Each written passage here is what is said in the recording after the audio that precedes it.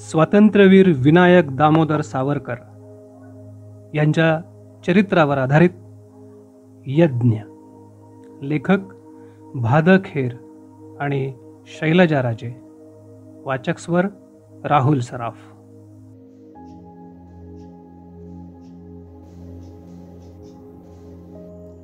घर सोडून मायावतीला जाण्याचा बेत त्यानं आपल्या मनाशी पक्का केला.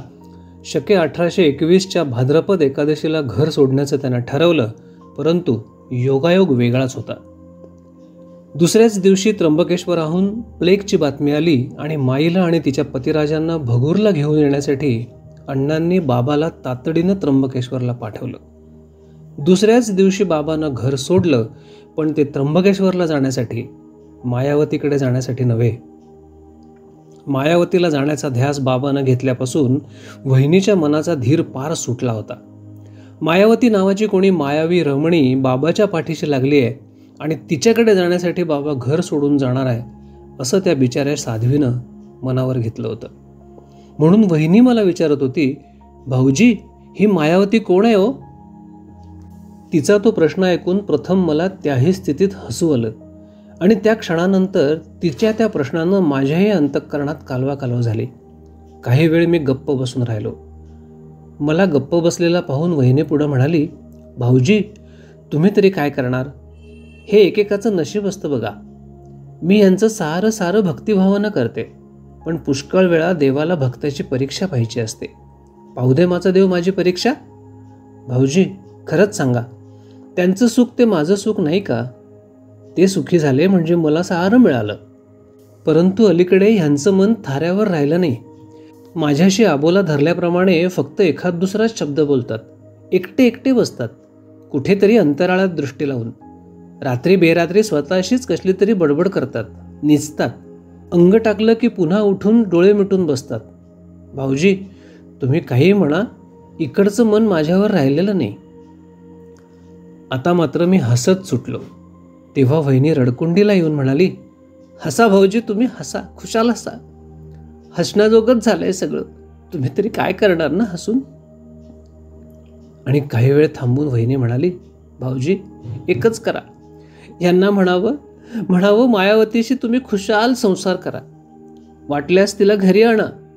आपल्याबरोबर मी तिचीही सेवा चाकरी करीन, पाय रगडीन, सारं करीन. पण स्वारीला म्हणावं, मला मात्र आपल्या पायांपासून दूर करू नका. मला त्या पायांची सेवा करू द्या. आम्हा बायकांना तेवढंच पुण्य असतं. 7 जन्माची पुण्यही आम्हाला या पतीच्या पायापासूनच मिळते. भाऊजी खरंच सांगा हं स्वारीला. मग मात्र हसता हसता मी एकदम गंभीर झालो. म्हणालो, वेडी आहेस ग वहिनी तू. ही मायावती कुणी बायका वाटली तुला? नाही ग, विवेकानंदांचा आश्रम आहे या मायावतीला. मायावती हे त्या नगरीचं नाव आहे. नाव चांगलं आहे, पण त्या नावानंच तुझ्या मनात केवढी खळबळ उडून दिली बघ. आता मात्र वहिनी हसली, अगदी मनापासून. तिच्या मनावरचं केवढं तरी ओझं उतरलं होतं. माझी ही वहिनी अवघी 15-16 वर्षांची, पण तिची ही पतिनिष्ठा केवढी प्रगाढ होते. तिचे विचार किती प्रगल्भ होते. हिंदू धर्माचा, हिंदू संस्कृतीचा तिला मिळालेला हा परंपरागत वारसा केवढा मोलाचा होता, केवढा तेजस्वी होता. अशी वहिनी खरोखर कधी हुडकून सापडणार नाही. त्यानंतर त्या थोड्याफार समाधानातच वहिनीचा किंचित डोळा लागला. बाळ कणतच होता. मी मधूनच अण्णांची चाहूल घेत होतो. अण्णा शांत झाले होते. त्या शांततेत आता माझाही डोळा लागायला काही हरकत नव्हती. परंतु त्या रात्री माझ्या डोळ्याला डोळा लागला नाही. एकसारखं वाटत होतं, उठावं, जिना चढून वर जावं आणि अण्णांना बघून यावं. परंतु मनात येत होतं, अण्णांची झोप मोडायला नको, शांत झालेत, पुन्हा झोपमोड नको. मग मी बाळाच्या अंगावर हात टाकून त्याच्याजवळ पडलो. पडल्याच खिडकीतून मला अमावस्येच्या अंधाऱ्या रात्रीची ती नगण्य नक्षत्र दिसत होती. त्या नक्षत्रांकडे बघून माझ्या मनात भयंकर कोलाहल माजला होता. अण्णा, बाबा, वहिनी, बाळ यांच्या भोवती माझ्या विचारांनी जणू त्या नक्षत्रांप्रमाणे फेर धरला होता. वस्तुतः माझं मन केवढं धीराचं, पण या क्षणी मात्र माझा धीर सुटल्यासारखा झाला. कुणाचा तरी आपल्याला आधार हवा आहे असं वाटू लागलं. कान बाबाच्या येण्याची चाहूल घेत होते. बाबा यायला हवा होता. पहाटे डोळा लागतो ना लागतो तोच गाडीच्या चाकांचा आणि बैलांच्या गळ्यातील घंटांचा आवाज कानी पडला. बाबाच माईला घेऊन आला असला पाहिजे. मनावरचं ओझं केवढं तरी उतरलं. घंटांचा किणकिणाट घराच्याच दिशेने येऊ लागला. आता अमावस्येची रात्र बरीच निवळली होती. अंधारातही थोडं थोडं दिसू लागलं होतं. गाडीचा आवाज घराजवळ येऊ लागला. कोळ्या कुत्रा असता तर त्याने पुढं जाऊन भुंकून बाबाचं स्वागत केलं असतं आणि परत येऊन भुंकूनच आम्हाला बाबाच्या आगमनाची वार्ता सांगितली असती. परंतु भगूरला प्लेग सुरू झाला. गाव उठलं. गावाबाहेर झोपड्या पडल्या. आमचा कोळ्याही कुणाबरोबर तरी नादानं निघून गेला. तो पुन्हा आलाच नाही. त्याचा शोध घ्यायलाही घरात कुणी माणूस नव्हतं. अण्णांची प्रकृती बघायला फक्त एकदाच बापू नुसते डोकावून गेले होते. कोळ्याला कुणीतरी गोळी घातली होती आणि तो तडफडत मरून गेला होता असं त्यांनीच आम्हाला सांगितलं होतं. खंडोबाच्या देवळानजीक त्याला गड्याकडून पुरून टाकल्याचंही बापूंनीच सांगितलं. कोळ्या आम्हाला सोडून गेला होता. गाडी बाबाचीच होती. गाडी घराशी येईपर्यंतही बाबाला दम पडला नाही. गाडीतून उडी टाकून तो धावत धावतच घराशी आला आणि बाहेरून ओरडून म्हणाला, तात्या, अण्णांचं कसं आहे रे? आणि माझ्या बाळाचं रे? गावाच्या वेशीपाशी येताच आपलं घर लागल्याचं बाबाला समजलं होतं. मीही त्याला सारी हकीकत सांगितली. अण्णांना वात होऊन ते अनावर झाल्याचंही सांगितलं. मी म्हणालो, बाबा, अगदी नाईलाजानं त्यांना कोंडून घालावं लागलं. ते सारखं पाणी मागू लागले. माझ्या अंगावर धावून येऊ लागले. मला आवरेनासे झाले. मग काय करू सांग? शेवटी कडी लावून त्यांना कोंडून घातलं. पण तेव्हापासून ते शांत झोपलेत. माझं हे बोलणं ऐकत असतानाच बाबा जिन्याची एक एक पायरी चढू लागला होता. त्याच्या पाठोपाठ मीही होतोच. माझ्या पाठोपाठ माई वर येत होती आणि वहिनी खालच्या पायरीवर उभी होती. बाळ अर्धबेशुद्ध अवस्थेतच निपचित पडला होता. बाबानं माडीच्या खोलीची कडी उघडली. अण्णा दाराशीच पडले होते. बाबानं एकदम गळाच काढला. तात्या, अण्णा आपल्याला सोडून गेले रे. मी धावतच गेलो. माईही धावत आली आणि आम्ही तिघं भावंडं अण्णांच्या अंगावर पडून हंबरडा फोडून रड रड रडलो. बाळ खालीच होता. आई गेली तेव्हा त्याला कळत नव्हतं आणि आता अण्णा गेले हे त्याला कळलं नव्हतं. अण्णा आम्हाला सोडून केव्हा निघून गेले हे कुणालाच कळलं नाही.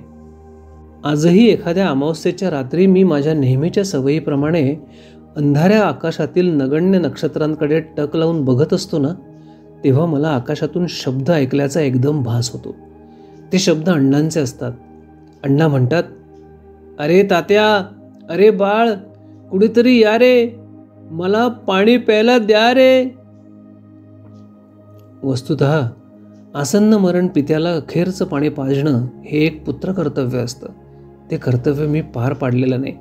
वाटतं खिडकीतून अण्णा खरंच यावेत. त्यांचं मस्तक आपल्या मांडीवर घ्यावं आणि त्यांना मनसोक्त पाणी पाजावं. या विचारानं मी अस्वस्थ होतो. अण्णा आता कधीच येणार नाहीत आणि माझ्या हातून त्यांना पाणीही मिळणार नाही. परंतु जलपान करून अण्णांचा आत्मा शांत होईपर्यंत अण्णांचे ते शब्द माझ्या कानावर येतच राहणार आहेत. अरे कुणीतरी या रे. आता भगूरमध्ये राहण्यात काहीच अर्थ नव्हता. दिवसेंदिवस प्लेगचा कहर उसळत चालला होता. आता कसलीही निश्चिती उरली नव्हती. जीवनापेक्षा मरणच निश्चित होतं. अण्णा गेल्यावर बापू काका घरी येऊन राहिले.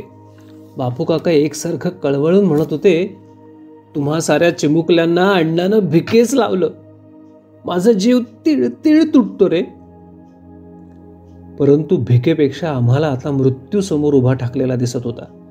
बाळाचा ताप उतरत नव्हता आणि त्यातच पुन्हा एक नवीन संकट दत्त म्हणून समोर येऊन उभं राहिलं. बापू काकाही तापानं पछाडले. घरी राहणं आता शक्य नव्हतं. बापूंची व्यवस्था महादेवाच्या देवळात केली आणि शेजारच्या गणपतीच्या देवळात बाळला ठेवलं. साऱ्या नातेवाईकांनी पाठ फिरवली. मेवणे बहिणीला घेऊन निघून गेले आणि मामानं गावाच्या काठाकाठानं नुसती चौकशी करून तोही कोठोरास निघून गेला. दुर्दैवाच्या सोबतीनं आम्ही राहत होतो. दिवस कसा तरी जाई, पण रात्री मात्र भयान वाटत. आम्ही आळीपाळीनं कधी बाळाशी तर कधी बापू काकांशी बसून राहत होतो. रात्री ओरडून ओरडून कोल्हे रान डोक्यावर घेत. घुबडांचा घुतकार ते एकसारखा चालू असे. त्यामुळे अंधाऱ्या रात्रीची भयानता अतिशय जाणवे. आमच्या समोरच स्मशान होतं. त्या स्मशानाकडे लोकयात्रा एकसारखी चाललेली होती. त्या अंधाऱ्या रात्री एखादी चिता धडाडली म्हणजे असं म्हणतात तेवढाच उजेड दिसे, पण त्यामुळे त्या अंधाराची भयानकता अधिकच वाटत राही. प्रेताला अग्नी दिल्यावर सगळी मंडळी एका क्षणाचाही अवधी न दवडता तिथून परत जात. जणू चितेवर चढवल्या क्षणीच त्या नातेवाईकांचा संबंध संपत असे. जीव परलोकी जात तसे त्या चितेवर निजलेल्या प्राण्याचं नश्वर शरीर अग्नीच्या स्वाधीन होत असे.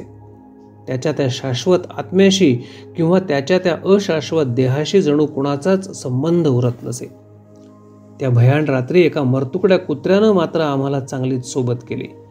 झाडाचं पान हललं तरी अंगातलं सारं बळ एकवटून ते गरजून उठे. पण त्या रात्री त्याला काय वाटलं कुणास ठाऊक.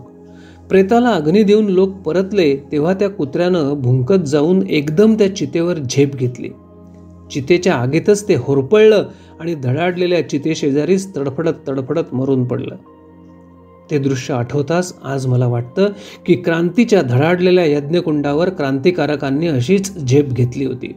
प्रत्यक्ष मृत्यूवर झेप मारणारं ते श्वान मला आजही मोठं वाटतं आणि मी मनानं त्याला वंदन करतो.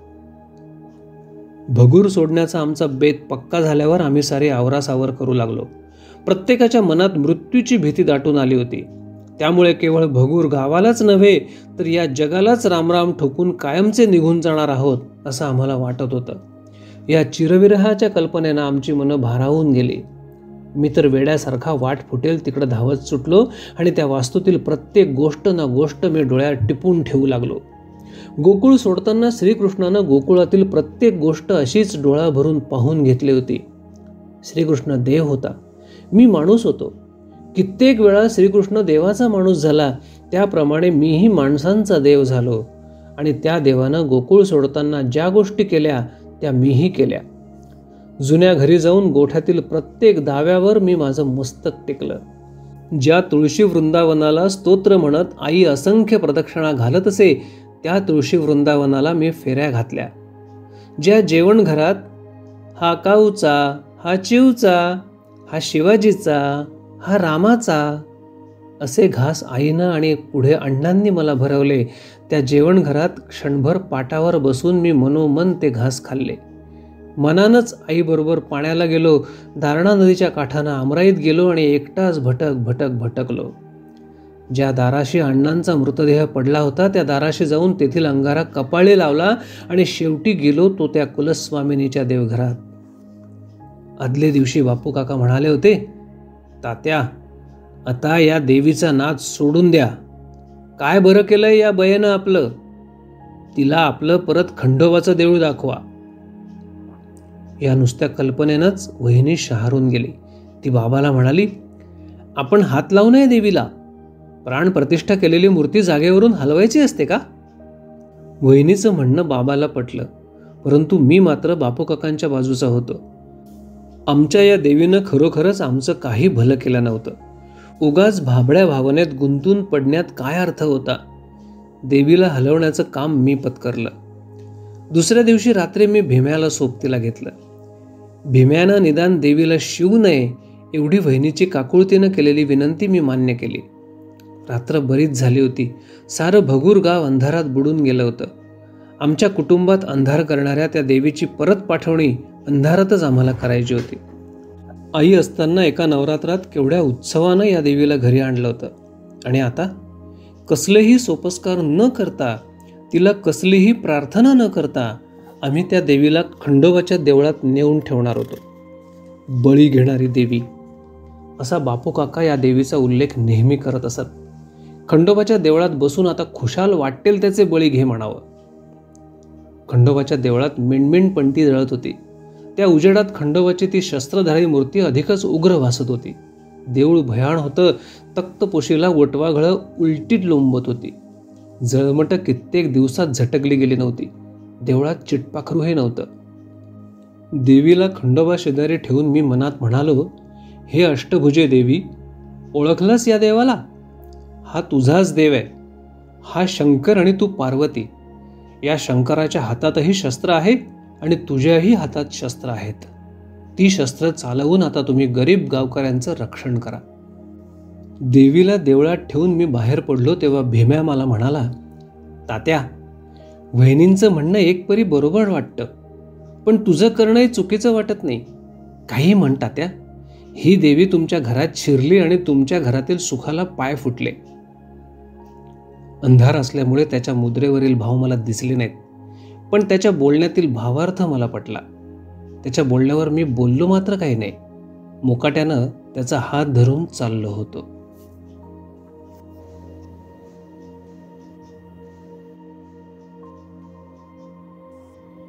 यज्ञ. लेखक भाद खेर आणि शैलजा राजे. वाचक स्वर राहुल सराफ.